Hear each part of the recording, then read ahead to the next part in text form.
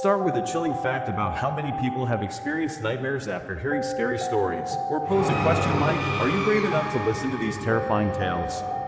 Did you think, why do we seek out scary stories despite the risk of a sleepless night? The Curse of St. Margaret's Convent.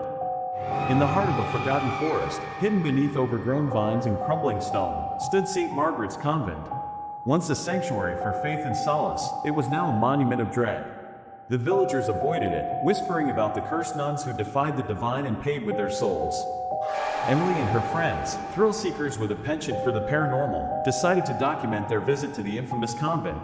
The tales of demonic rituals and ghostly wails at midnight were too enticing to resist. Armed with cameras, candles, and a makeshift Ouija board, they entered the cursed grounds as the clock struck 12.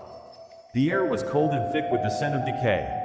Shadows danced unnaturally along the broken walls, their movements defying the flicker of Emily's flashlight. The group's laughter faded as they stepped inside the main hall, where rows of rotting pews faced an altar draped in a blood-stained cloth. "This is it," Emily said, setting the Ouija board on the floor. "Let's find out if the stories are true."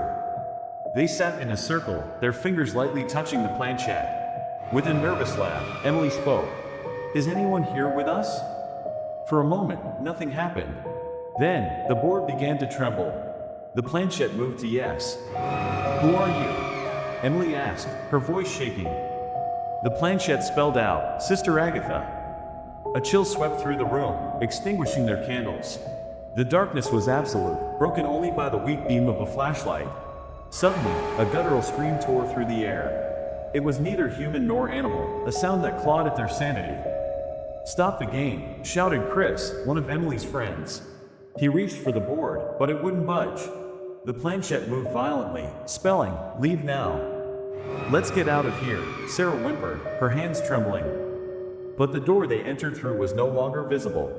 The hall seemed to stretch infinitely, the walls bleeding shadow. Then they saw her. A figure emerged from the altar's shadows, her body twisted and contorted. Sister Agatha's face was pale, her eyes black voids, and her mouth stretched into a jagged smile. Her once pristine habit was soaked in blood, her hands clawed and reaching. "You came," she hissed, her voice layered with inhuman growls. "Now you stay." The room erupted into chaos. Emily and her friends scattered, their screams blending with the echo of demonic laughter. Sister Agatha moved unnaturally, her limbs snapping grotesquely as she crawled after them. Emily darted into a side room, slamming the door behind her. Her flashlight flickered, revealing walls covered in cryptic symbols carved deep into the stone. In the center of the room was a circle drawn in ash, with a charred crucifix at its heart. "This must be how they summoned her," Emily whispered to herself, piecing together the horror. The nuns, desperate for power, had invoked a demon. But the ritual had gone wrong, trapping them, and the demon, within the convent for eternity. Her thoughts were interrupted by a wet, dragging sound. Sister Agatha stood in the doorway, her head tilted at an impossible angle. "You shouldn't have come," she whispered, her voice dripping with venom. Emily grabbed the crucifix, its charred wood burning her palms. She screamed in pain but didn't let go. As Agatha lunged, Emily thrust the crucifix forward. The demon froze, her face contorting in agony. But it wasn't enough.